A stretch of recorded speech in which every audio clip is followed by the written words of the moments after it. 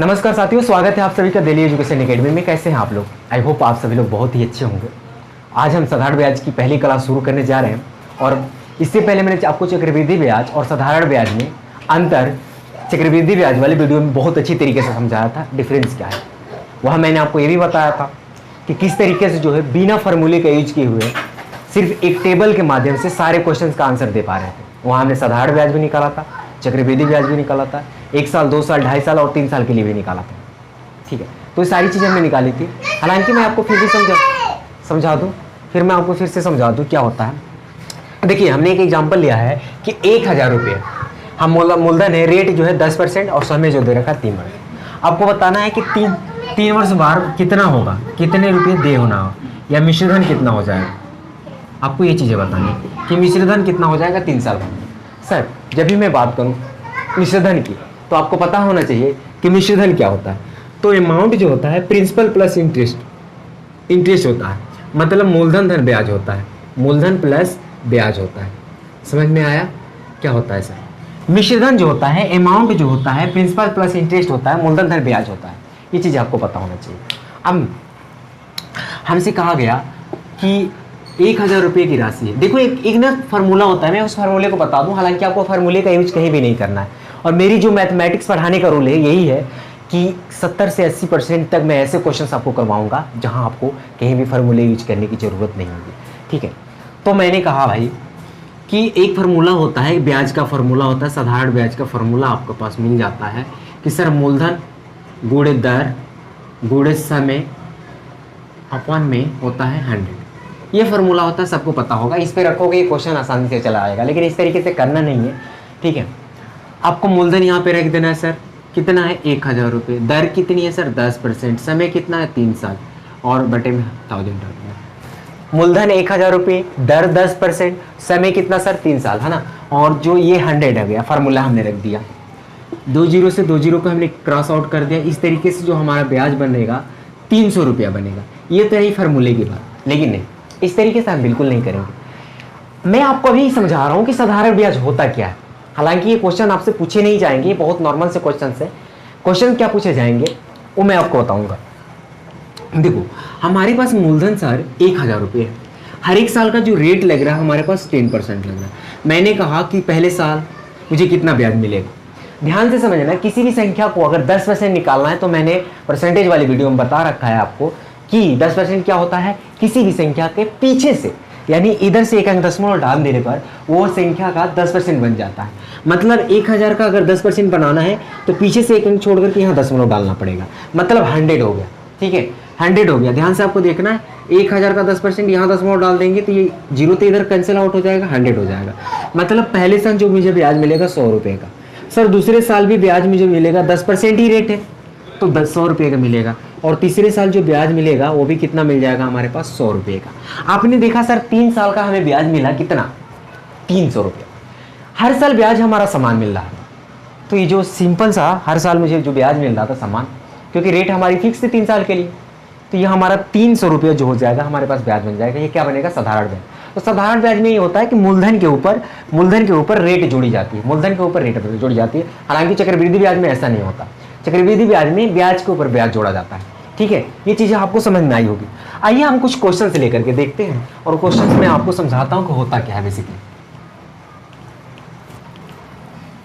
जैसे मान लीजिए मैं लेता हूं कि कोई धनराशि है 8000 रुपये। ठीक है, कोई धनराशि है 8000 रुपये। मूलधन हमारे पास कितना है सर? 8000 रुपये। दर जो है हमारे पास अभी ले लेता हूँ 12.5%। रेट जो है हमारे पास 12.5%। और समय क्या है हमारे पास? समय जो होगा, ठीक है, समय हमारे पास कितना हो जाएगा? कोई भी समय ले लेते हैं, 3 साल 4 साल जो भी ले लें। 3 वर्ष मैंने ले लिया कि समय जो है हमारे पास 3 वर्ष। ध्यान से समझना, जो मैं स्टेप बताऊंगा उसमें और इस फार्मूले वाले स्टेप में क्या डिफरेंस है अभी आपको पता लग जाएगा। देखो, अगर मैं इस फार्मूले पे इस संख्या को रखूँ तो ये हो गया 8000। ठीक है, 12.5% 12 2 24 1 25 बटे का मुझे 2 रखना पड़ेगा। ठीक है, और इंटू का 100। ठीक है, या 12.5% यहाँ पर रखना पड़ेगा। कई दफ़ा ना पॉइंट में आ जाता है कई दफ़ा ऐसा होता है कि यहाँ पे पॉइंट पे रेट दे देती है, उस टाइम में हमें परेशानी का सामना करना पड़ जाता है और हमारी कैलकुलेशन जो है लॉन्ग हो जाती है। लेकिन ऐसा नहीं, इस क्वेश्चन को हम यहाँ भी सॉल्व कर सकते हैं। कैसे? हमें ये पता होना चाहिए कि 12.5% की जो फ्रैक्शन होती है वो 1/8 होता है। जिनको नहीं पता होगा वो हमारी जाकर के परसेंटेज वाली वीडियो देखे, उसमें मैंने फ्रैक्शन वाले पार्ट में सिर्फ यही कराया है। और इस फ्रैक्शन का जो यूज है ना वो बहुत बहुत इंपॉर्टेंट है हमारे मैथमेटिक्स में, क्योंकि इसका यूज लगभग हर चैप्टर में होना है और ये ना काफ़ी कॉम्प्लिकेटेड क्वेश्चंस को ना भी आसान बना देता है। तो इस चीज़ को आपको समझ में आना चाहिए। हालांकि जिनको नहीं पता है मैं उनको समझा दूं कि 1/8 हुआ कैसे। सर 12.5% को हम लिख सकते हैं 12 दूना के 24, 1 25, 25/2 लिख सकते हैं। ठीक है, ये चीज़ें आपको समझ में आई। अब 25/2 यहाँ देखो परसेंटेज लिखा है ना, तो यहाँ पे हम क्या कर देंगे 100 से मल्टीप्लाई कर देंगे। ठीक है, यहाँ 100 से यहाँ नहीं लिखेंगे, यहाँ पे करेंगे। इस बात को ध्यान में रखना, जब भी फ्रैक्शन में वैल्यू होती है तो 100 में नीचे मल्टीप्लाई करते हैं। ठीक है ना, फ्रैक्शन वाले वैल्यू में इसको काट देंगे, 25 का 100, इस तरीके से हमारे पास 1/8 हो जाएगा। ठीक है, ये चीज़ आपको समझ में आई। अब 1/8 हो गया और 12.5% ब्याज है और समय जो हमारे पास 3 साल के लिए दे रखा है। ध्यान से समझना, इसको मैं 1/8 से गुणा कर दूं या 8 से इसको डायरेक्ट भाग दे दूं तो हमारे पास पहले साल का ब्याज निकल करके आ जाएगा। फिर से मैं रिपीट कर दूं, अगर मैं इसको 1/8 से मल्टीप्लाई कर दूं या 8 से इसको डिवाइड कर दूं, ठीक है, 1/8 का मतलब कि 8 से डिवाइड करना, तो जो ब्याज निकल करके आएगा वो पहले साल का ब्याज हमारे पास निकल करके आ जाएगा। तो पहले साल का ब्याज कितना सर? इसको काटेंगे, 8 का में 8 मतलब 1 हो गया और 3 जीरो है इसके पास, है ना, तो 3 जीरो हो जाएगा कितना? 1000 रुपये। सर पहले साल का ब्याज हमारे पास कितना आया? 1000 रुपये। अब साधारण ब्याज हम जानते हैं कि रेट अगर एक ही है तो हर साल ब्याज उतना ही लगना है। तो 1000 रुपये 1 साल का है तो 3 साल का कितना ब्याज हो जाएगा? तो सिंपल सी बात है सर, 3000 रुपये हो जाएगा। अगर 10 साल का पूछता तो 10 से गुणा कर देते इस 1000 रुपये में। ठीक है, 10,000 हो जाता। 20 साल का पूछता तो 20 से गुणा कर देते। हालांकि हमसे कितने साल का ब्याज पूछ रहा है? 3 साल का। 3 गुणे 1000 कर देंगे। करना नहीं है इस तरीके से, आपको माइंड में कैलकुलेट होना चाहिए कि सर 1000 का है, 1 साल का 1000 तो 3 साल का 3000 होगा। ठीक है, तो 3000 रुपये हमारे पास जो है 3 साल का ब्याज निकल करके आ जाएगा। देखना, आप अगर इस तरीके से फार्मूले का यूज करते तो काफ़ी आपको समय लगता और काफ़ी कॉम्प्लिकेटेड हो जाता है। कई बार मैं यही सब चीज़ समझा रहा हूँ कि कई बार ऐसा होता है, काफ़ी कॉम्प्लिकेटेड हो जाता है। तो इस चीज़ को आपको फॉलो नहीं करना है। फॉलो किसको करना है? इस तरीके से। और इसके सीखने के लिए मैंने प्रॉपर तरीके से आपको बता रखा है और परसेंटेज में मैंने ये भी दिखाया है कि जितने भी हमने परसेंटेज में क्वेश्चन किए हैं वो विदाउट पेन ही लगभग हमने विदाउट पेन क्वेश्चन किए हैं। तो आपको ने इस बात का भी केयर करना है। हालांकि आइए एक ना और क्वेश्चंस में लेकर के चलता हूं। नहीं, इसको मैंने पूछा क्या है, इसमें पूछ देगा कि सर मिश्रधन बता दीजिए या 3 साल बाद उस व्यक्ति को कितना रुपया देना होगा। मिश्रधन का मतलब अमाउंट, कितना अमाउंट पे करना होगा। हम जानते हैं अच्छी तरीके से कि अमाउंट क्या होता है। अमाउंट वह राशि होती है जिसमें मूलधन भी होता है और ब्याज भी होता है। फिर से मैं रिपीट कर दूं, अमाउंट वह राशि होती है जिसमें मूलधन होता है और ब्याज होता है, यानी प्रिंसिपल प्लस इंटरेस्ट। मूलधन सर हमारे कितना है? 8000 रुपये। ब्याज सर कितना है? 3000 रुपये। तो हमारा मिश्रधन कितना हो जाएगा? 8 और 3 मिलकर के 11000 रुपये हो जाएगा। ठीक है, मूलधन और प्लस ब्याज हमारा क्या होता है? यहाँ पर मैं लिख रहा हूँ, इधर चलो, मूलधन प्लस ब्याज सर हमारा मिश्रधन होता है। ये सबको पता होना चाहिए। ठीक है, तो मूलधन हमारे पास देखो ध्यान से 8000 रुपये। ये इस तरीके से नहीं करना, आपको डायरेक्ट करना है। ब्याज कितना है सर? 3000 रुपये। ठीक है, इस तरीके से मिश्रधन बन करके आ जाएगा 11000 रुपये का हमारा मिश्रधन बन करके आ जाएगा। ये चीज़ें आपको समझ में आई। लेकिन इस टाइप के क्वेश्चन बहुत कम ही केस में पूछे जाते हैं। ठीक है ना, जैसे छोटे एग्जामिनेशन होते हैं, UP police, Bihar police, Delhi police, तो ऐसे एग्जामिनेशन में पूछे जा सकते हैं। ठीक है, लेकिन नहीं, अब थोड़ा सा लेवल को बढ़ा करके देखते हैं क्वेश्चन हमसे कैसे पूछे जाते हैं।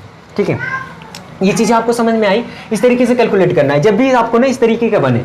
जैसे मान लीजिए कि एक क्वेश्चन और देख लीजिए, उसके बाद मैं आगे बढ़ता हूँ। एक क्वेश्चन थोड़ा सा इस टाइप का और देख लेता हूँ।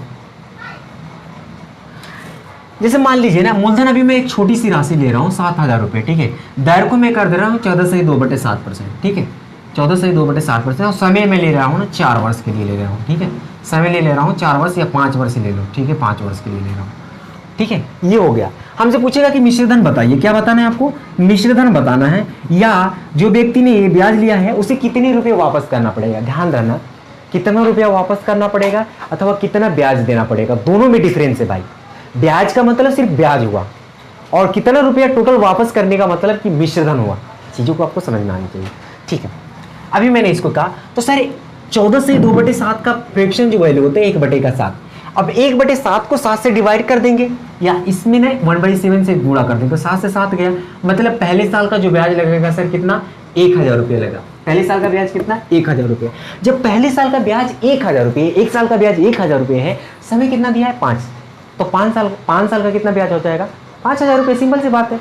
तो ब्याज जो हमारे पास साधारण निकल करके आएगा सर कितना आएगा, ब्याज हमारे पास जो निकल करके आएगा सर 5000 रुपये निकल करके आएगा, ठीक है। 5000 रुपये हमारा ब्याज हो गया। अब जब 5000 रुपये ब्याज, मिश्रधन कितना होगा, अभी मैंने बताया था थोड़ी देर पहले कि मिश्रधन क्या होता है सर, मिश्रधन वह राशि होती है जिसमें प्रिंसिपल होता है यानी मूलधन और धन ब्याज, प्रिंसिपल प्लस इंटरेस्ट, ठीक है। तो मिश्रधन हमसे पूछे तो प्रिंसिपल यानी मूलधन कितना, 7000 रुपये, ब्याज कितना 5000 रुपये, 7 और 5 कितना हो गया मिश्रधन, 12000 रुपये। हमारा जो मिश्रधन होगा 12000 रुपये हो गया, ठीक है। तो ये हमारा आंसर हो जाएगा। आई थिंक आपको ये चीज़ें समझ में आई होगी। क्वेश्चन के लेवल को बढ़ाएं, हाँ चलिए थोड़ा क्वेश्चंस के लेवल को हम बढ़ाते हैं, ओके।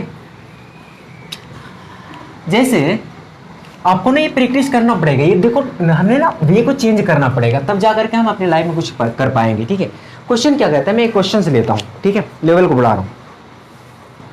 क्वेश्चन कह रहा है कि 8000 रुपये की राशि को 10% साधारण ब्याज की दर से 5 वर्ष के लिए दिया जाता है। यदि मूलधन 6000 रुपये अधिक हो तो पहले से कितना साधारण ब्याज अधिक प्राप्त होगा। क्वेश्चन समझ में आया आपको, मैं समझा दे रहा हूँ कि भाई 8000 रुपये की धनराशि को 10% की साधारण ब्याज की दर से 5 वर्षों के लिए दिया जाता है। मूलधन सर हमारे पास, क्वेश्चन को ध्यान से समझना, मूलधन हमारे पास दे रखा है 8000 रुपये। क्वेश्चन डिफरेंस है, क्वेश्चन में इसी क्वेश्चन में बच्चे फंसते हैं, इसको ध्यान से समझना होगा आपको। मूलधन दे रखा है 8000 रुपये, ब्याज की जो दर है, ब्याज की जो दर है, दर जो है 10% वार्षिक है, ठीक है। और समय जो दे रखा है 5 वर्ष, क्वेश्चन दे रहा है समय जो दे रखा है 5 वर्ष का दे रखा है। सिंपल सा क्वेश्चन है, लेकिन नहीं, ये क्वेश्चन का डिफरेंस इसमें क्या चेंज किया है मैं आपको बता दूं। इसने कहा कि 6000 रुपये अधिक होती तो पहले से कितना साधारण ब्याज प्राप्त करता। कहते कि 8000 रुपये है और 10% के लिए दिया गया 5 वर्ष में, लेकिन कह रहा है कि 6000 रुपये अधिक होती तो, 6000 रुपये अधिक, तो 6000 रुपये अधिक होता तो ब्याज कितना अधिक प्राप्त होता। क्वेश्चन हमसे ये पूछा गया है कि ब्याज कितना अधिक रुपये प्राप्त होता है। 2 वे है इसके निकालने का, ठीक है ना। निकालना बड़ी बात नहीं है, निकालने के लिए आप सारे क्वेश्चंस को सॉल्व कर पाओगे, लेकिन करने का तरीका क्या है ये सबसे बड़ी बात होती है, ठीक है।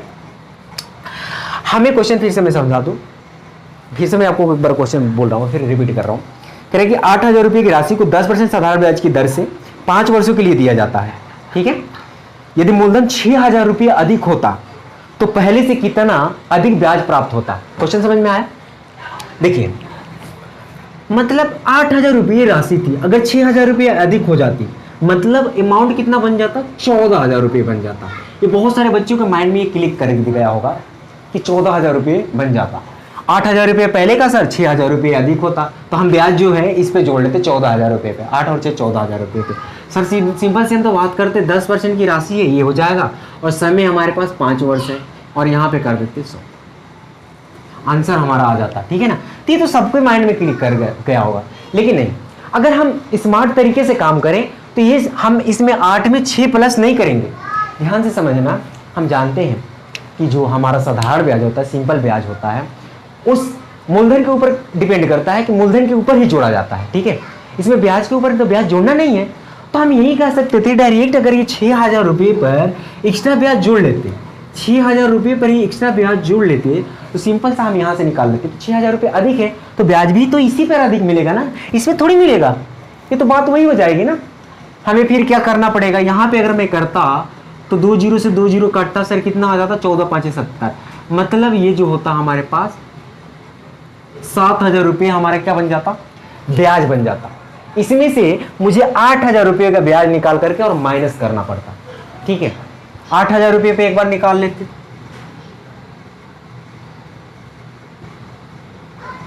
समय यहाँ पे 5 साल का होता, ठीक है। 8000 रुपये पे कितना हो जाता सर, 8 5 40 यानी 4000 रुपये इस पे ब्याज मिल जाता हमारे पास, 4000 रुपये ब्याज मिल जाता। तो कितना रुपया अधिक करना पड़ रहा है मुझे, तो 3000 रुपये, 3000 रुपये मुझे अधिक पेमेंट करना। ये चीज़ें समझ में आई। तो इस तरीके से बहुत सारे बच्चों ने सोचा होगा, लेकिन इस तरीके से नहीं करना। ध्यान से इस क्वेश्चन को समझना है। ये 6,000 रुपये मेरे अधिक है, तो ब्याज भी मुझे इसी राशि पर अधिक मिलना है, तो क्यों ना मैं डायरेक्ट इसी पर ब्याज निकाल लूँ। तो 3 साल का, तो पहले साल का ब्याज जो 10%, पहले साल का ब्याज कितना 600 रुपये हो जाएगा। यहाँ पे पहले साल का ब्याज सर कितना 6 साल, मतलब 1 साल का ब्याज 600 रुपये, तो 5 साल पे कितना मुझे अधिक ब्याज मिल जाएगा 6 पंजे 30, यानी 3,000 रुपये मुझे अधिक ब्याज मिल जाएगा। इसे 5 से मल्टीप्लाई करेंगे, इस तरीके से जो हमारे पास अधिक ब्याज मिलेगा 3,000 रुपये अधिक मिल जाएगा। ठीक है, तो ये चीज़ें आपको समझ में आई होगी। आई होप ये चीज़ें आपको समझ में आई होगी। आज की जो मैंने क्लास दिया बिल्कुल बेसिक सी क्लासेस थी। ठीक है, अगला जो क्लास होगा उसको थोड़ा सा हम डिफरेंट टाइप के क्वेश्चंस को लेंगे, क्वेश्चंस के लेवल को बढ़ाएंगे। आज के लिए इतना ही रखते हैं, लेकिन फिर से मैं आपको समझा दूं, ये स्मार्ट तरीका है। आपको ध्यान रखना है कि इसमें प्लस और माइनस नहीं करना है, इतना सारी चीज़ें नहीं करनी है।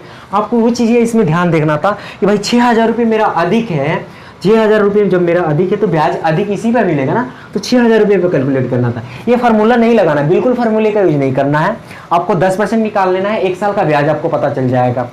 1 साल का सर ब्याज 600 रुपये आ गया, आप डायरेक्ट बोलोगे सर 1 साल का ब्याज 600 रुपये है, तो 5 साल का ब्याज सर 6 पंजे 30, यानी 3,000 रुपये हो जाएगा। मुझे 3,000 रुपये एक्स्ट्रा मिलेगा। समझना है क्वेश्चन? तो आज के लिए इतना ही, थैंक यू।